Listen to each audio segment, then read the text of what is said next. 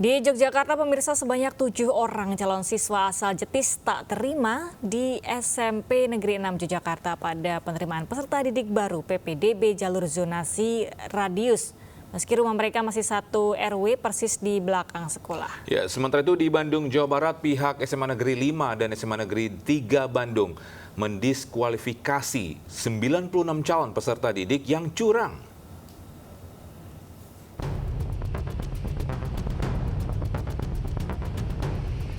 Setelah ditutup dan memenuhi kuota pelaksanaan penerimaan peserta didik baru, PPDB di SMP Negeri 6 Yogyakarta menuai protes orang tua calon siswa.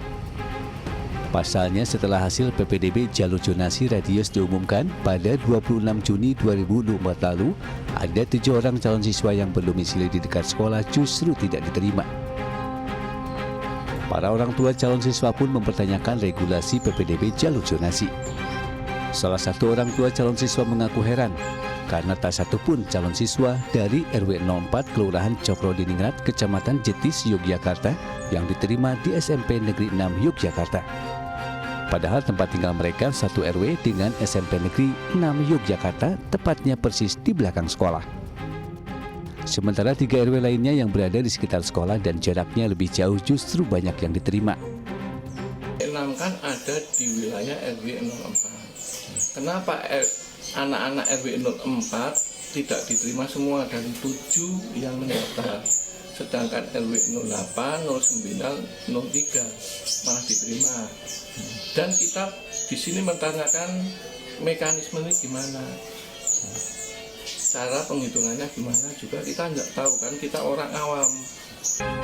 Pihak SMP Negeri 6 Yogyakarta juga mengaku tak bisa berbuat apa-apa lantaran sistem seleksi PPDB sudah diatur pusat. Pihak sekolah hanya membantu melaporkan temuan di lapangan dan keluhan orang tua calon siswa. Kalau untuk tidak masuknya itu karena berkaitan dengan sistem gitu. Jadi untuk RW 4 itu kalau di Juknis itu masuk di peringkat 4. Jadi untuk peringkat satunya itu RW 8. Kemudian peringkat 2-nya RW 3, peringkat 3-nya itu RW 9, baru peringkat 4-nya itu RW 4. Warga mengapresiasi keputusan pihak SMA Negeri 5 dan SMA Negeri 3 Kota Bandung yang mendiskualifikasi puluhan calon siswa peserta didik yang melakukan kecurangan dengan memasukkan kartu keluarga dalam proses PPDB. Dalam PPDB tahap pertama, pihak SMA 3 Negeri Bandung mendiskualifikasi 68 calon siswa. Sementara SMA Negeri 5 Kota Bandung mendiskualifikasi 28 calon siswa yang terindikasi melakukan kecurangan. Karena kalau kami menganggap dari awal bahwa dengan adanya pemantauan dari luar merupakan bagian kontrol untuk kami untuk selalu berlaku bersih sesuai dengan apa yang menjadi tupoksi dan dari pergub yang harus kami laksanakan sebaik mungkin. Dalam PPDB tahap 2 ini, pihak sekolah berjanji akan memperketat pengawasan untuk mencegah kecurangan. Sebelumnya, pemerintah Provinsi Jawa Barat telah mendiskualifikasi 189 calon peserta didik dalam pelaksanaan PPDB tahap 1 jalur zonasi. Dari Jetis, Yogyakarta dan Bandung, Jawa Barat, Heri Trijoko, Elpan David, iNews melaporkan. Selanjutnya masih seputar PPDB, ini Togi dan juga pemirsa, meskipun banyak sekolah di Kabupaten Kulon Progro, Yogyakarta yang banyak diperebutkan oleh siswa baru, namun ada satu sekolah yang sepi peminat. Ya, meski berbagai upaya promosi, seragam dan peralatan sekolah gratis telah dilakukan, namun seperti di SD Negeri 1 Balong hanya bisa mendapatkan 1 siswa di tahun ajaran kali ini.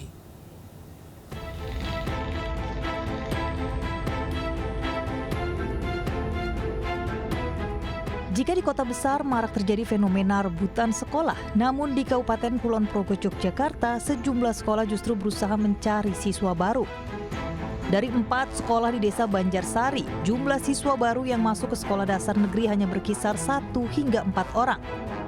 Salah satunya di SD Negeri 1 Balong. Di sekolah ini hanya ada 1 siswa baru yang mendaftar masuk sekolah pada tahun ajaran ini. Sementara jumlah seluruh siswa mulai kelas 1 hingga 6 hanya 20 siswa.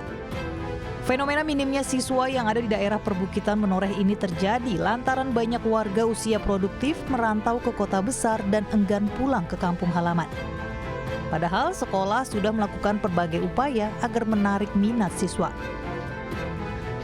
Kita berkeliling ya melalui Bapak Ibu guru yang turun lapangan langsung ke wilayah di 4 pedukuhan, ada Mesole, ada Balong Timur, kemudian Balong Tengah dan Balong Utara. Di samping itu juga kita bersama dengan komite dan wali yang kita percaya untuk bisa memberikan informasi terkait dengan siswa baru. Kami sangat minim sekali siswanya. Tahun kemarin kita dapat 4, tahun ini hanya dapat 1. Pihak sekolah pun pasrah dengan kondisi sekolah saat ini. Mereka berharap Dinas Pendidikan dan Olahraga Kulon Progo dapat memberikan solusi terbaik bagi siswa maupun sekolah terkait fenomena ini. Dari Kabupaten Kulon Progo, Yogyakarta, Budi Utomo, Ainis melaporkan. Pemirsa, saatnya kita beralih untuk menyimak pantauan arus lalu lintas dan kami telah terhubung dengan Brigadir Medina dari NTMC Polri yang kini berada di kawasan Simpang Gadok, Ciawi, Bogor, Jawa Barat. Ya, halo Brigadir Medina, bagaimana pantauan arus lalu lintas dari tempat Anda? Silakan. Bagaimana? Ya, terima kasih rekan Tobi dan juga Galo dan juga selamat pagi pemirsa. Kembali aktivitas di akhir pekan Anda, kami akan mengajak pemirsa untuk mengetahui bagaimana kondisi arus lalu lintas langsung dari kawasan Simpang Gadok, Puncak, Bogor, Jawa Barat. Di mana dapat Anda lebih sama melihat kaca Anda arus lalu lintas pada pagi hari ini sudah mulai terjadi peningkatan volume arus kendaraan, yakni arus lalu lintas dari arah Jakarta yang akan mengarah ke Puncak yang didominasi oleh kendaraan pribadi roda 4 berplat nomor luar Bogor. Dan pemirsa, perlu kami informasikan bahwa saat ini diberlakukan sistem ganjil genap di kawasan ini. Pastikan plat nomor kendaraan Anda sudah sesuai dengan tanggal pada hari ini, yakni genap. Dan adapun pemberlakuan rekayasa arus lalu lintas ini guna menghindari kepadatan atau lonjakan arus lalu lintas di beberapa titik hambatan di jalur puncak seperti Pasir Muncang, Megabendung, Pasar Cisarua hingga Taman Safari. Hal ini karena adanya aktivitas masyarakat yang akan melaksanakan long weekend di kawasan Puncak Bogor, Jawa Barat, serta adanya keluar masuk kendaraan di persimpangan yang menuju lokasi wisata. Sementara untuk arus lalu lintas dari arah Puncak yang akan mengarah ke Jakarta saat ini dalam situasi ramai namun masih terlihat lancar. Antrian kendaraan di belakang traffic light kurang lebih sepanjang 100 meter ke belakang, selepasnya kendaraan dapat melaju dengan kecepatan normal. Kami menghimbau kepada Anda para pengendara agar selalu menjaga jarak aman kendaraan Anda, mengingat banyaknya aktivitas masyarakat seperti penyeberang di kawasan ini dan juga seringkali dijumpai angkutan umum yang menaik turunkan penumpang di bahu jalan yang menjadi salah satu faktor ketersendatan yang perlu Anda antisipasi. Ya pemirsa, juga kami menghimbau kepada Anda para pengendara agar selalu waspada dan juga berhati-hati, mengingat di sepanjang jalur puncak ini memiliki banyak tikungan tajam dan kontur jalan yang berkelok dengan turunan dan tanjakan yang cukup curam. Dan pemirsa, berdasarkan data IRSMS Korlantas Polri, angka kecelakaan di seluruh Indonesia selama 1 kali 24 jam terjadi sebanyak 228 kasus laka lantas dengan rincian 29 meninggal dunia, 22 luka berat dan 181 luka ringan. Dari 228 kasus laka lantas tersebut, 71% terjadi pada waktu siang hari. Maka dari itu kami menghimbau kepada Anda para pengendara agar selalu berhati-hati dalam berlalu lintas dan tetap menjadikan keselamatan sebagai kebutuhan Anda. Dan pemirsa, bagi Anda yang ingin mengupdate informasi selengkapnya seputaran arus lalu lintas, Anda dapat menghubungi call center kami di 15169 ataupun melalui line SMS kami di 9119. Demikian Brigadir Medina melaporkan langsung dari kawasan Simpang Gadok, Puncak Bogor, Jawa Barat. Selamat pagi dan salam presisi. Silakan kembali ke studio. Baik, terima kasih Brigadir Medina atas laporannya dari kawasan Simpang Gadok, Ciawi, Bogor, Jawa Barat. Selamat bertugas kembali dan salam presisi. Ya, kita memasuki kasus Vina ya, kasus yang masih terus diperbincangkan hingga saat ini. Setelah hampir sebulan dipinjam penyidik di Treskrimum Polda Jawa Barat, Sudirman terpidana kasus pembunuhan Vina Eki akhirnya bisa bertemu dengan orang tuanya. Ya, kedua orang tua berpesan agar Sudirman memberikan keterangan terkait kasus pembunuhan 2016 lalu dengan jujur dan jelas.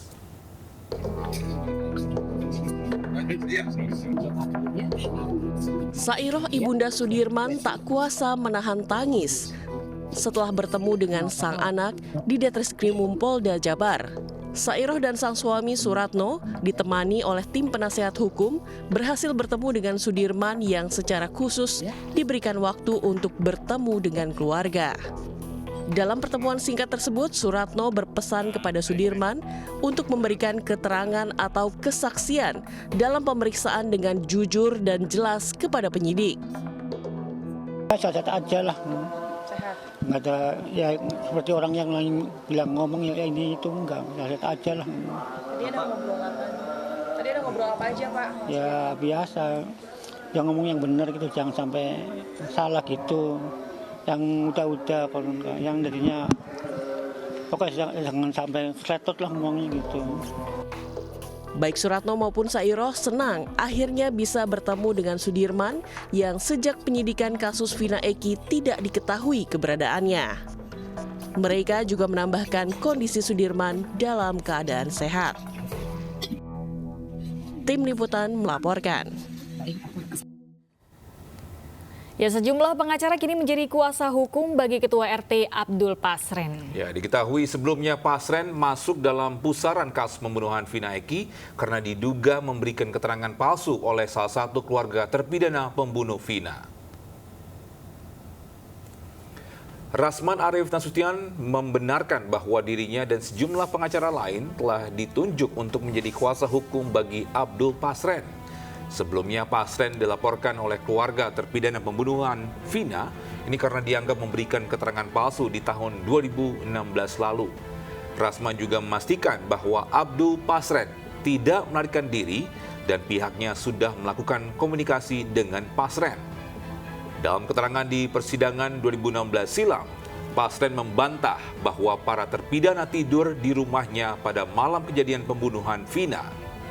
Meski hal itu dibantah oleh para tetangga lainnya.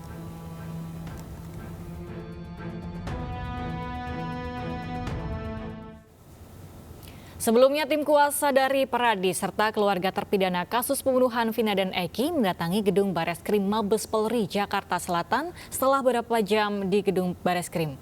Polisi akhirnya menerima laporan dugaan kesaksian palsu Abdul Pasren, tim kuasa hukum serta keluarga terpidana.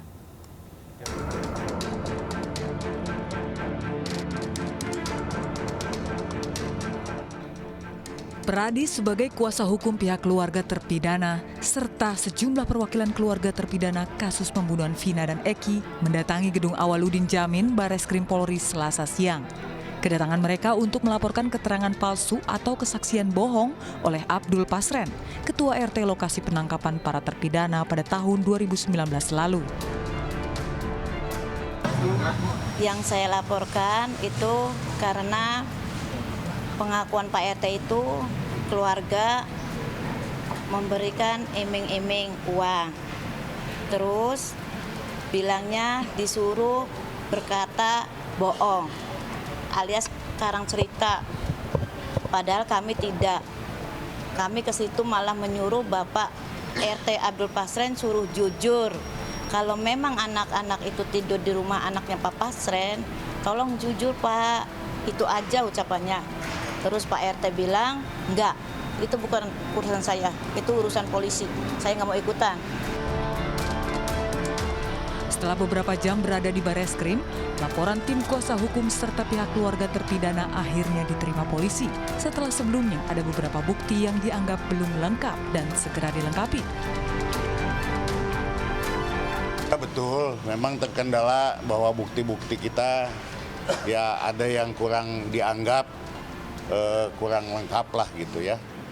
Tapi atas kesepahaman akhirnya bukti yang kurang lengkap itu bisa dilengkapi besok atau lusa gitu. Oke, artinya dengan adanya surat ini artinya laporan sudah diterima ya Pak ya? Udah, ini udah sah, udah diterima dan nanti kita tinggal tunggu penyelidikan dan penyidikan dari pihak Mabes Polri.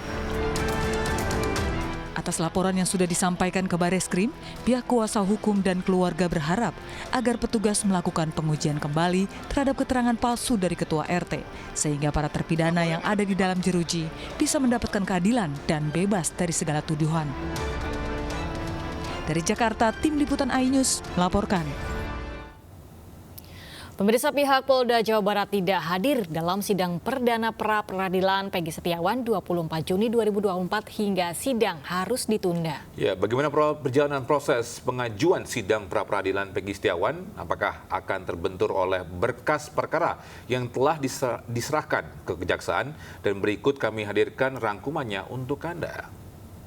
Kepolisian ada apa? Kami menanyakan ke pihak penyidik ada apa? Apalagi yang akan dilakukan, apalagi yang akan diperbuat oleh Peggy Setiawan. Kasihan anak ini. Rekayasa apa lagi? Iya, rekayasa apa lagi seperti ini? Kalau seperti itu demikian semakin terang benerang ada desain dalam persoalan ini. Semakin jelas ini ada desain. Mau ditinggal, kami akan terus melawan persoalan ini ya. Kami akan membuktikan bahwa Peggy Setiawan bukan orang yang bersalah.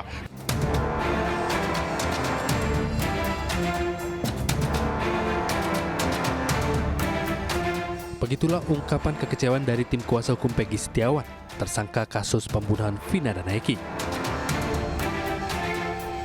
Setelah ditunggu-tunggu publik, sidang perdana pra-peradilan Peggy batal digelar di Pengadilan Negeri Bandung dengan alasan Polda Jabar tidak hadir. Padahal, pengajuan sidang pra-peradilan Peggy ini telah melalui perjalanan yang cukup panjang.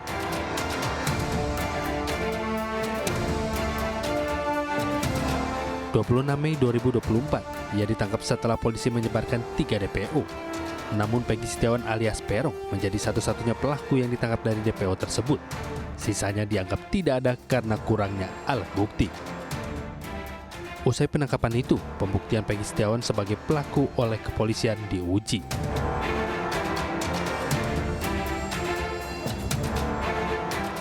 Mei 2024, 3 rekan kuli bangunan tempat Peggy bekerja, Suharsono alias Bondo, Suparman, dan Ibnu, memberikan keterangan ke Ditreskrimum Polda Jabar bahwa Peggy Setiawan berada di Bandung pada saat peristiwa pembunuhan itu terjadi di Cirebon. Di bulan yang sama, Saka Tatal terpidana yang telah menjalani hukuman 3 tahun penjara mengaku menjadi korban salah tangkap. Ia juga tidak kenal Peggy Setiawan. Tidak hanya itu, Liga Akbar yang sempat bersaksi di kasus pembunuhan Vina dan Eki justru mengaku tidak mengetahui sebenarnya penganiayaan dalam kronologi peristiwa. Atas pertimbangan-pertimbangan tersebut, 11 Juni 2024, tim kuasa hukum Peggy Setiawan mengajukan pra-peradilan di Pengadilan Negeri Bandung, Jawa Barat. Sidang perdana pra-peradilan Peggy Setiawan pun akhirnya digelar 24 Juni 2024. Namun sayang, meskipun Majelis Hakim Eman Sulaiman dan tim kuasa hukum Peggy sudah datang, Polda Jabar tidak hadir alias mangkir dalam sidang pra-peradilan. Sidang pun akhirnya diundur hingga Senin 1 Juli 2024 mendatang. Di sisi lain, 20 Juni 2024 berkas perkara Peggy Setiawan telah dilimpahkan Polda Jabar ke Kejaksaan Tinggi Jawa Barat. Dan pada 24 Juni 2024, pihak Kejati Jabar mengembalikan berkas perkara P18 atas nama Peggy Setiawan ke penyidik Polda Jawa Barat karena dianggap tidak lengkap. Pihak Kejati Jawa Barat memberi waktu 7 hari kepada penyidik Polda Jabar untuk melengkapi berkas tersebut. Tim Liputan iNews melaporkan. Saya tidak pernah melakukan pembunuhan itu. Ini di Vietnam. Mama bersumpah demi Allah.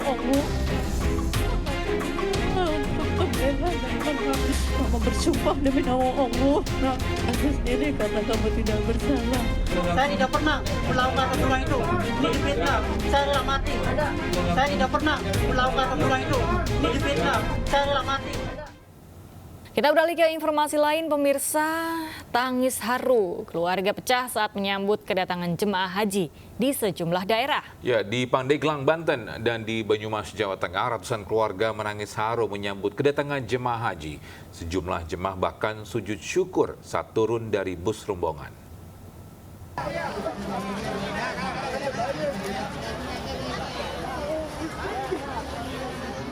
Sejumlah keluarga ini menangis saat menyebut kepulangan jemaah haji di pendopo Kabupaten Pandeglang, Banten, Sabtu siang. Tangis haru keluarga jemaah haji pun tak terbendung menumpahkan kerinduan setelah sebulan ditinggal para anggota keluarga beribadah haji. Andi, seorang keluarga jemaah haji, mengaku senang karena orang tuanya bisa kembali dengan selamat ke tanah air meski ia sempat khawatir cuaca ekstrim melanda Arab Saudi. Pak, seneng nggak dengan keluarga udah pulang ke Indonesia nih?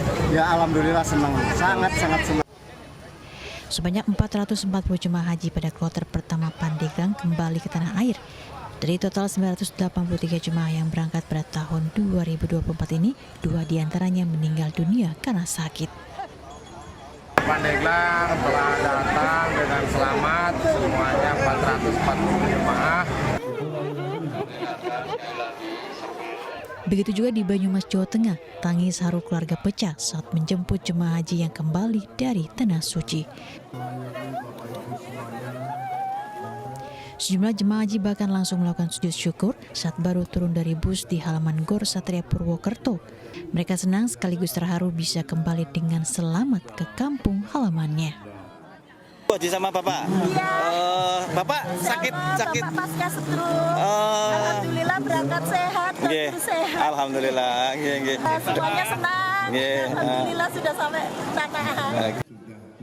Jumlah jemaah haji kloter 20 asal Banyumas ini mencapai 323 orang dengan 1 jemaah haji dilaporkan meninggal dunia di Tanah Suci. Kloter 20 Banyumas ini merupakan kloter terakhir yang tiba di Kabupaten Banyumas dengan membawa 9 bus rombongan. Tim kontributor iNews melaporkan. Ya, menuju informasi selanjutnya, pemirsa, PDI Perjuangan masih mengkaji peluangnya berkoalisi dengan PKS untuk mengusung Anies Baswedan dalam Pilkada Jakarta 2024. Ya, Sekjen PDIP Hasto Kristianto menyampaikan PDIP akan terus mendengarkan komitmen akar rumput dan suara rakyat. Ya, nama Pak Anies kan juga banyak disuarakan di situ. Hanya partai kan juga harus melihat secara komprehensif. Mbak Puan sendiri menyatakan Pak Anies ini menarik. Nah, sehingga dari pernyataan Mbak Puan kami terus lakukan, kami kembangkan untuk mendengarkan komitmen akar rumput dan bagaimana suara dari kebinekaan kita harus betul-betul diperhatikan. Kami tidak pernah kehilangan stok pemimpin karena partai selalu melakukan kaderisasi. Ya, pemirsa, sejumlah nama mulai mencuat jelang kontestasi Pilgub Jakarta. Ya, salah satunya putra bungsu Presiden Joko Widodo, Kaisang Pangarep, yang disebut masuk dalam pembahasan koalisi Indonesia Maju dengan Partai Gerindra. Pak, tapi ada pembahasan dengan Presiden dengan Kim tentang Mas Kaisang untuk maju pilkada? Ada. Itu udah dibahas bersama ketum-ketum parpol gitu, Pak? Iya, karena waktunya masih cukup panjang sehingga terus dilakukan exercise uji coba kalau ini dengan ini.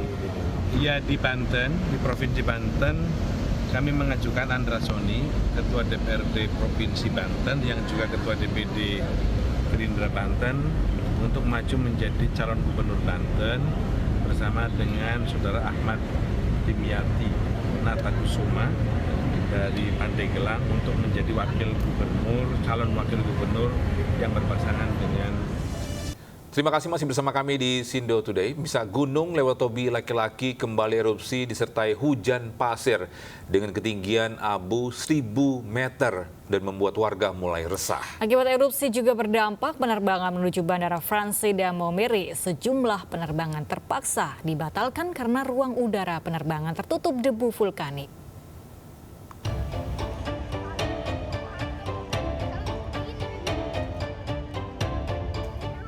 Kali ini tinggi kolom abu mencapai 1000 meter di atas puncak dengan kolom abu warna kelabu dengan intensitas tebal condong ke arah barat, daya, dan barat. Erupsi kali ini sertai hujan pasir dan abu vulkanik membuat warga di sekitar kaki gunung mulai resah dan takut. Saat ini Gunung Lewotobi laki-laki berada pada status level 3 siaga. Tetap kerja supaya bisa dapat beras 1-2 kilo untuk makan. Tiap hari sampai malam. Siang malam lah. Siang malam. Bagaimana? Mereka khawatir atau bagaimana? Khawatir. Oh, khawatir, takut mau. Ya, seperti itulah. Erupsi Gunung Lewotobi laki-laki di Kabupaten Flores Timur, Nusa Tenggara Timur juga berdampak pada pembatalan penerbangan menuju Fransai da Momere. Pembatalan akibat ruang udara penerbangan tertutup debu vulkanik.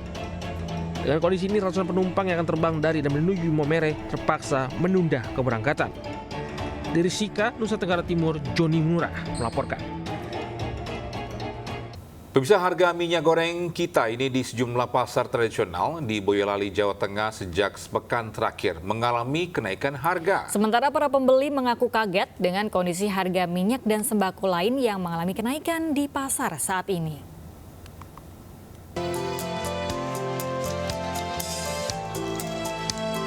Harga minyak goreng minyak kita di Pasar Sunggingan Baru, Boyolali, Jawa Tengah kembali naik. Minyak kita yang sebelumnya dijual Rp14.000 sesuai label harga pada kemasan botol, saat ini dijual Rp16.000 per liter. Kenaikan harga minyak goreng bersubsidi itu terjadi secara bertahap sejak minggu lalu. Para pedagang tidak mengetahui penyebab pasti naiknya harga minyak kita, namun terpaksa menjualnya di atas harga normal. Mulai kapan itu?